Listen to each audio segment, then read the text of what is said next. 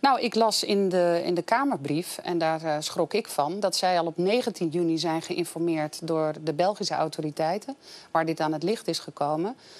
Dat zij pas op 19 juli, dus een volle maand later, onze eigen Voedsel- en Warenautoriteit is gaan bemonsteren. Maar die hebben nog bij 8 nieuwe bedrijven, of in ieder geval in meerdere stallen, hebben ze nog behandelingen uitgevoerd. Een van de 8 bedrijven die na 19 juni nog behandelen is het bedrijf van Jan-Willem van Koot en Anna Bron, nu Drachtste Compagnieën.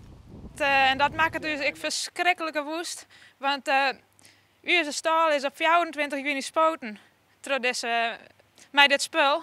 En dat we dat op 19 juni al weten hier, of ze hier er al ingrepen en dat bedrijf ze maar stappen, dan weer bij ons net zo vier komen. Je neemt dat de NVWA kwalijk? Ja, dat nemen we de NVWA zeker kwalijk. Bron weet nog net hoe het nog verder moet. Ze kennen de stal skimmaatje, maar de kans is groot dat de pieken rom worden moeten. Dat lijkt nog net zo makkelijk. Ja, er is nou nog verder niks financieel beschikbaar om dat op te lossen. Dus dat is ten eerste een groot probleem als ze eruit doen.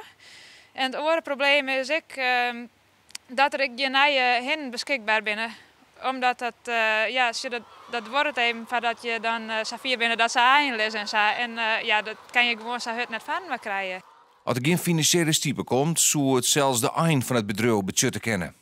Ja, dat weet ik net. De emoties die gaan alle kanten uit. Dus ja, wie weet het echt net? Nee. Het is gewoon echt onvoorstelbaar. Ja, dit is een nachtmerrie waar je in komen en ik weet het net.